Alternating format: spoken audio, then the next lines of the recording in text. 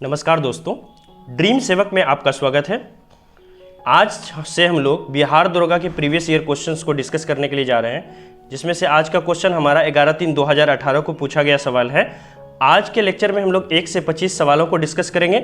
इससे आगे के सवालों को हम लोग नेक्स्ट लेक्चर में डिस्कस करेंगे। चलिए आइए, डिस्कशन की शुरुआत करने से पहले एक छोटा सा रिक्वेस्ट आप लोगों के लिए है। अगर आपने अभी तक चैनल को सब्सक्राइब नहीं किया है तो डिस्क्रिप्शन बॉक्स में लिंक है, वहाँ पर जा करके आप फेसबुक, यूट्यूब और टेलीग्राम तीनों चीज़ों को डिस्क्राइब कर लें। आप टेलीग्राम को क्यों डिस्क्राइब करेंगे?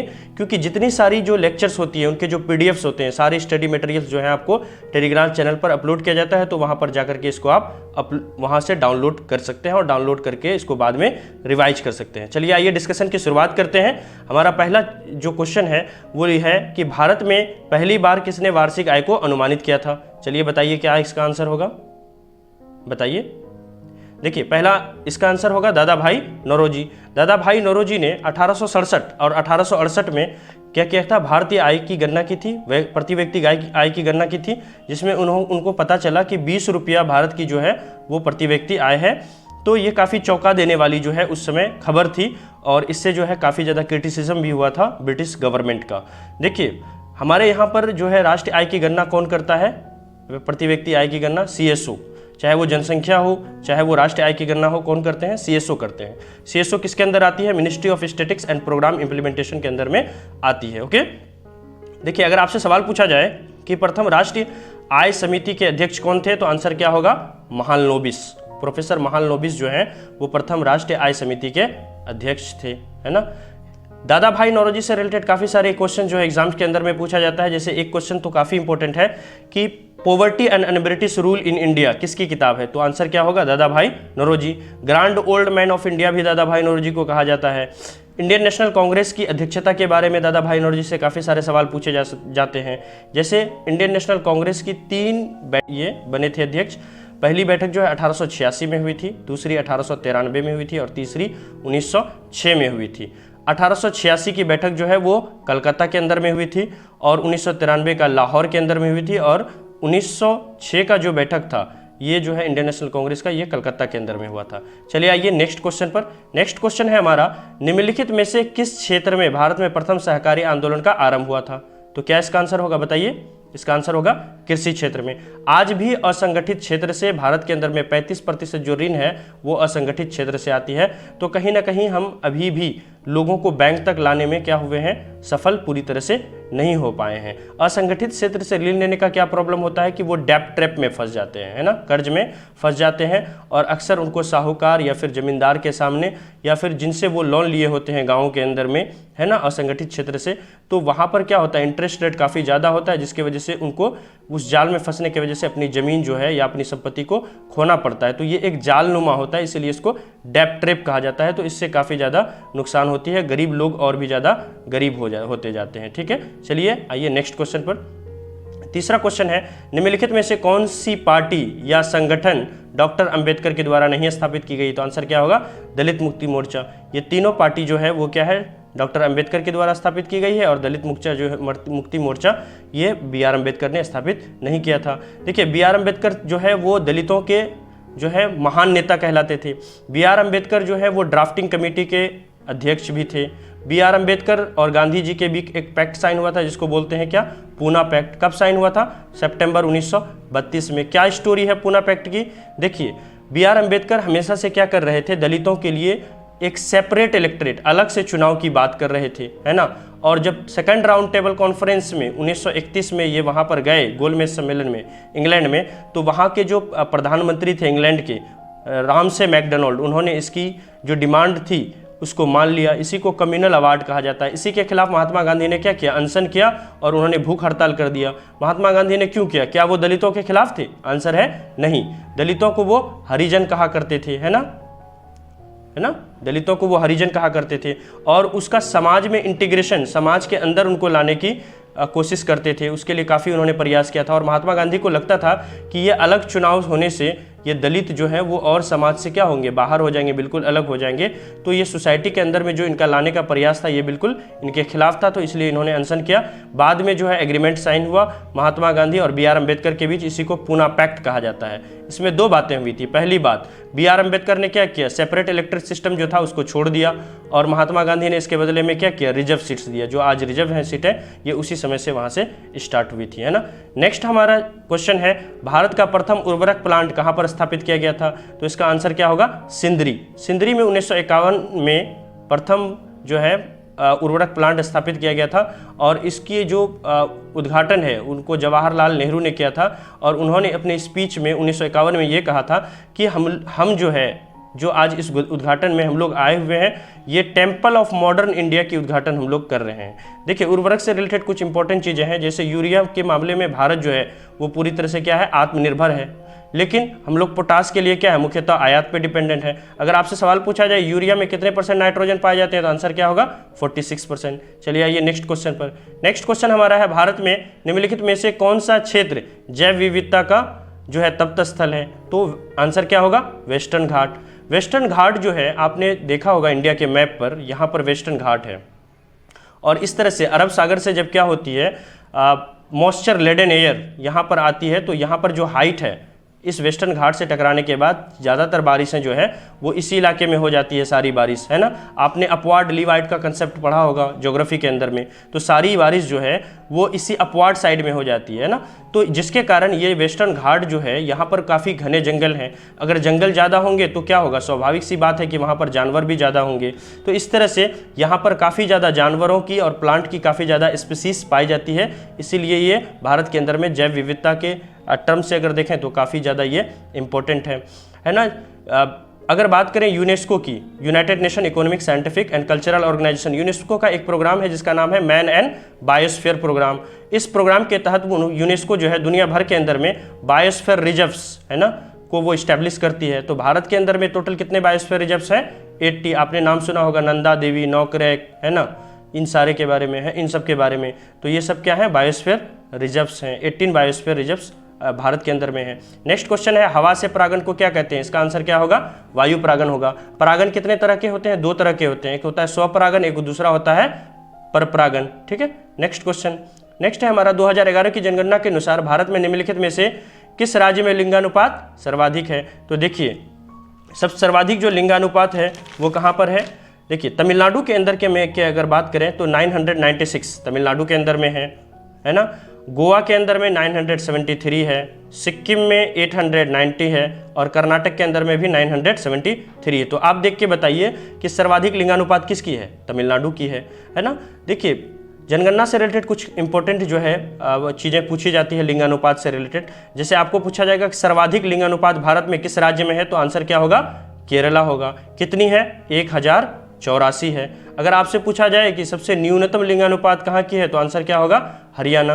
कितनी है? 879 लिंगानुपात, यानी 1000 पुरुषों पर 889 महिलाएं ही हैं। ओके। अगर आपसे बिहार का पूछा जाए तो बिहार में 980 लिंगानुपात है, यानी 1000 पुरुषों पर 918 महिलाएं जो है वो बिहार के अंदर में है, ठीक है।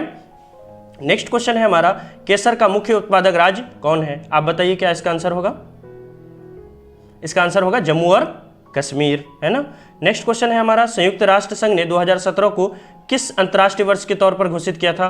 तो आंसर क्या होगा, पर्यटन का सतत विकास। देखिए, यूनाइटेड नेशन ने 2020 में, ये तो था 2017 का, 2020 में कौन सा वर्ष घोषित किया है? तो 2020 में इन्होंने घोषित किया है international year of plant health, यानी प्लांट के हेल्थ से रिलेटेड जो ईयर है वो आपको 2020 में घोषित किया। अगर इस तरह के सवाल आएंगे और आपको प्लांट दिखे तो आप वो वाले आंसर को टिक करोगे।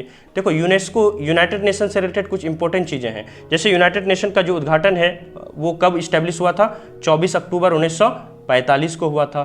2020 में यूनाइटेड ने क्या किया, 75वीं वर्षगांठ अपनी मनाई है। आपको पता है कि 2020 में ही भारत को, आपको पता है यूनाइटेड नेशन सिक्योरिटी काउंसिल में टोटल जो है 2 तरह के सदस्य होते हैं। एक होता है हमारा परमानेंट P5 जिसमें 5 कंट्री है, एक होता है टेम्पररी मेंबर जिसमें कितने हैं, 10 होते हैं, है ना।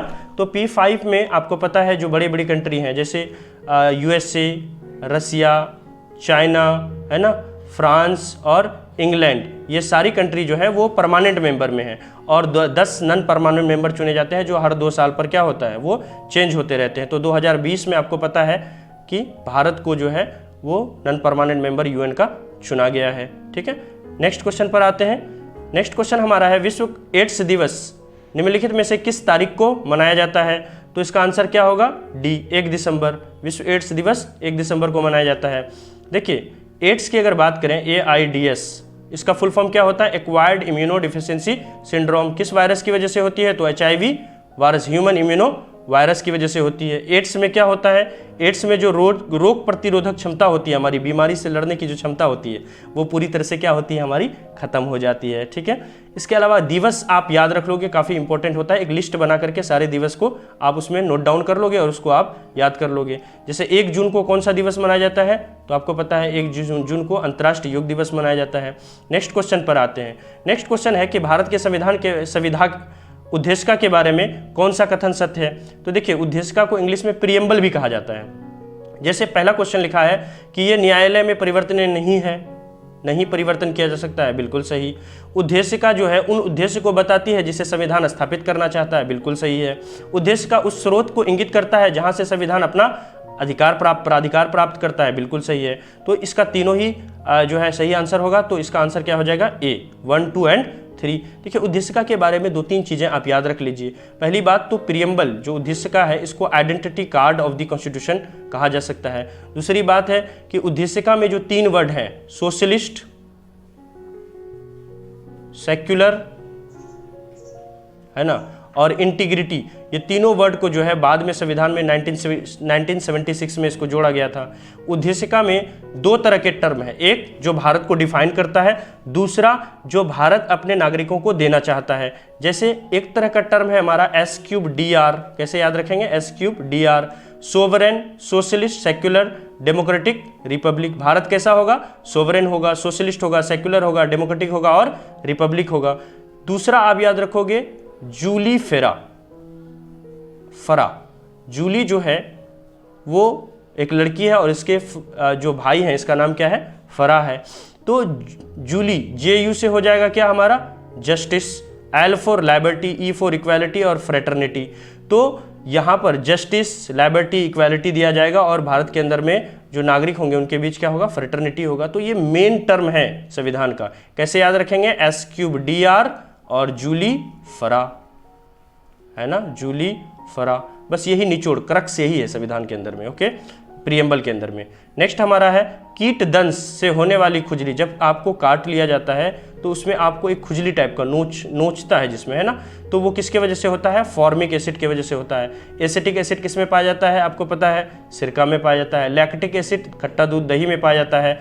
मौलिक अम्ल, है ना, मौलिक अम्ल जो है ये सेब में पाया जाता है। नेक्स्ट क्वेश्चन है विश्व के इतिहास में पहली परमाणु आपदा कब हुई थी? 6 अगस्त को हुई थी। अगर आपसे दूसरा पूछा जाए तो आप क्या कहोगे? 9 अगस्त 1945 को हुआ था। किसने किस कंट्री पर गिराया था? USA ने जापान पर गिराया था, है ना।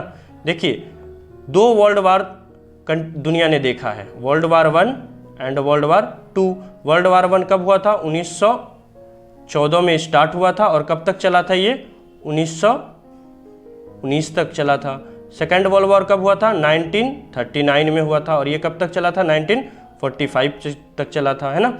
नेक्स्ट क्वेश्चन में आते हैं। नेक्स्ट क्वेश्चन है हमारा, भारत के लिए अमेरिका से कच्चा तेल का लदान किस पोर्ट पर उतरा था? कहाँ पर उतरा था? तो पारादीप पोर्ट पर। पारादीप पोर्ट कहाँ है? यहाँ पर देख सकते हैं आप फिगर में, पारादीप पोर्ट, है ना।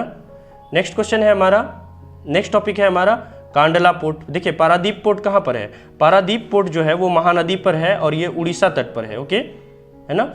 नेक्स्ट पोर्ट है हमारा कांडला पोर्ट। कांडला पोर्ट कहाँ पर है? गुजरात के अंदर में है, मैप पे देखिए आप, है ना।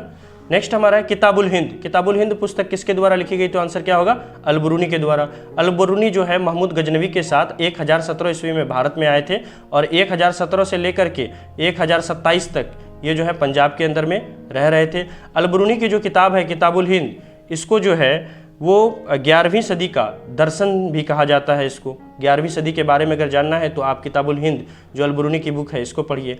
अबुल फजल की एक बहुत इंपॉर्टेंट किताब है जिसका नाम क्या है? अकबरनामा। नेक्स्ट क्वेश्चन पर आते हैं। नेक्स्ट क्वेश्चन हमारा है, कुछ नहीं में से कुछ का सर्जन किस नियम के विरुद्ध है? तो आंसर क्या होगा? द्रव्यमान ऊर्जा के संरक्षण का नियम। ऊर्जा संरक्षण का नियम क्या है? ऊर्जा संरक्षण में कहा जाता है energy neither be created can not be destroyed. तो ऊर्जा जो है ना उसका उत्पादन किया जा सकता है, ना ही उसको क्या किया जाता है, डिस्ट्रॉय किया जा सकता है, बल्कि ऊर्जा का जो है एक रूप से दूसरे रूप में ओनली रूपांतरण होता है। नेक्स्ट क्वेश्चन है हमारा, कौन से आईआईटी संस्थान में वास्तुशास्त्र के स्थापत्य कला के छात्र जो है पढ़ाई में शामिल किया गया है? तो इसका आंसर क्या होगा? इसका आंसर हो जाएगा हमारा सी, खड़गपुर। एस्टेब्लिशमेंट हुआ था 1952 में हुआ था। और अभियंता पहले कॉलेज, जो भारत का पहला अभियंता कॉलेज है वो कौन सा है? वो हमारा आईआईटी रुड़की है ना, आईआईटी रुड़की है। नेक्स्ट क्वेश्चन पर आते हैं। नेक्स्ट क्वेश्चन है, नीति आयोग के उपाध्यक्ष कौन है? तो आंसर क्या होगा? अभी वर्तमान में नीति आयोग के उपाध्यक्ष कौन है? राजीव कुमार है। देखिए, जो नीति आयोग के उपाध्यक्ष होते हैं वो कैबिनेट रैंक के मिनिस्टर्स होते हैं, कैबिनेट रैंक के मिनिस्टर बन जाते हैं अपने आप, है ना। नीति आयोग के अध्यक्ष कौन होते हैं अगर आपसे पूछा जाए? तो नीति आयोग का अध्यक्ष हमेशा फिक्स होता है, वो देश का प्रधानमंत्री जो है नीति आयोग का अध्यक्ष होता है। अभी पहले जो उपाध्यक्ष थे उनका नाम क्या था? अरविंद पनगड़िया था। अभी के जो वर्तमान में सीईओ कौन है? तो इसका आंसर क्या होगा? अमिताभ कांत, है ना। है कि नीति आयोग का जो है कब इस्टेब्लिश किया था? 1 जनवरी 2015 को किया गया था। नेक्स्ट क्वेश्चन पर आते हैं, निम्नलिखित में से कौन सा युग्म सही नहीं है? तो आंसर क्या होगा? छत्रक, सौपोषी, है ना। सौपोषी और परपोषी दो तरह के शब्द होते हैं। सौपोषी ऐसे जानवर होते हैं जो अपना भोजन स्वयं बनाते हैं, बल्कि दूसरों पर डिपेंडेंट नहीं होते हैं, ठीक है। जैसे पेड़ पौधे, ये अपना भोजन स्वयं बनाते हैं। परपोषी जैसे कि इंसान, जानवर, ये अपना भोजन जो है स्वयं नहीं बनाते हैं, बल्कि ये पौधों पर, जानवरों पर क्या होते हैं? इंसान डिपेंडेंट होते हैं, ठीक है। नेक्स्ट हमारा है, भारत के किस राज्य को यूएन पब्लिक सर्विस अवार्ड से सम्मानित किया गया है? तो आंसर क्या होगा? पश्चिम बंगाल। पश्चिम बंगाल को नागरिकों को अच्छी सुविधा देने के लिए जो है इसको यूएन अवार्ड से संबोधित किया गया है। नेक्स्ट क्वेश्चन है, निम्नलिखित में से कौन सा रासायनिक परिवर्तन का उदाहरण है? तो देखिए, दो तरह के परिवर्तन होते हैं, पहले इसको समझ लेते हैं। एक होता है हमारा रासायनिक परिवर्तन और दूसरा होता है भौतिक परिवर्तन। रासायनिक परिवर्तन किसे कहते हैं? ऐसे परिवर्तन जिसमें क्या हो जाए कि एक बार अगर वो परिवर्तित हो जाए तो दोबारा वो आपका पुनः उस जो पुराना उनका रूप था उसमें वो नहीं आ सकता है, उसको क्या कहते हैं? रासायनिक परिवर्तन। ऐसे परिवर्तन जो क्या हो, बार बार उसको चेंज करके पुराने हम पोजीशन पर ला सकें, उसको क्या कहते हैं? भौतिक परिवर्तन। तो इसका आंसर क्या हो जाएगा? इनमें से कौन सा रासायनिक परिवर्तन का उदाहरण है? कागज का जलना। एक बार आपने कागज को जला दिया तो दोबारा आप उससे जो राख होगी उससे आप कागज नहीं ले पाओगे। भौतिक परिवर्तन का क्या उदाहरण है? जैसे जल में शक्कर का मिलना, वापस हम एवोपरेट करेंगे तो हमको शक्कर मिल जाएगी, है ना। अगर आप पानी को क्या करोगे? बर्फ में बदल दोगे और फिर बाद में बर्फ से क्या करोगे? पानी में बदल सकते हो। तो ये किस तरह का एग्जाम्पल है? ये भौतिक एग्जाम्पल है। नेक्स्ट है हमारा, सुनहरी चावल के बारे में कौन सा कथन इनमें से सत्य है? तो इसका आंसर क्या होगा? सी। सुनहरी चावल जो है ट्रांसजेनिक चावल की किस्म है जिसमें कैरोटीन के लिए जीन तत्व उपलब्ध है। तो सुनहरी चावल जो है ये क्या है? ये हमारा एक लेबोरेटरी में तैयार किया गया चावल है, इसलिए ये न्यूज में था तो क्वेश्चन में पूछा गया है। नेक्स्ट क्वेश्चन है हमारा, लूसी नदी, है ना, लूसी जो है दुनिया की सबसे बड़ी चल मरुदा विस्फोटक द्वीप कहाँ पर स्थित है? तो इसका आंसर क्या होगा? इंडोनेशिया के अंदर में। नेक्स्ट क्वेश्चन क्या है, विश्व का सबसे बड़ा बौद्ध मंदिर कहाँ पर स्थित है? आंसर क्या होगा? इंडोनेशिया। देखिए इंडोनेशिया के बारे में, इंडोनेशिया क्या है? ये एक आइलैंड कंट्री है। कैसा कंट्री है? आइलैंड, यानी इसके चारों तरफ क्या होगा? जल है, यहाँ पर चारों तरफ इसके जल है, ठीक है। इंडोनेशिया की बात करें तो दुनिया की सबसे बड़ी मुस्लिम आबादी वाला देश कौन सा है? इंडोनेशिया है। लगभग 22 करोड़ मुस्लिम जो है वो इंडोनेशिया के अंदर में रहते हैं। इंडोनेशिया में 3 इंपॉर्टेंट आइलैंड हैं, जावा, समुद्रा, है ना, तो जावा, समुद्रा, ये सारे जो हैं आइलैंड वो इंडोनेशिया के अंदर में हैं। नेक्स्ट हमारा आखिरी क्वेश्चन है, व्हाट आई डू, ये किसकी किताब है? ये किसने इस बुक को लिखा है? तो आंसर क्या होगा? रघुराम राजन। तो इस तरह से हम लोगों ने 11/3/2018 में पूछे गए 25 सवालों को हम लोगों ने कर लिया है। ओके, अब हम लोग नेक्स्ट लेक्चर में 25 से आगे करेंगे। अगर आपने अभी तक चैनल को सब्सक्राइब नहीं किया है तो चैनल को सब्सक्राइब कर लें और टेलीग्राम चैनल को जरूर ज्वाइन कर लें, क्योंकि इसका PDF जो है वो आपको टेलीग्राम चैनल में ही मिलेगा। Okay, thank you so much, have a nice day.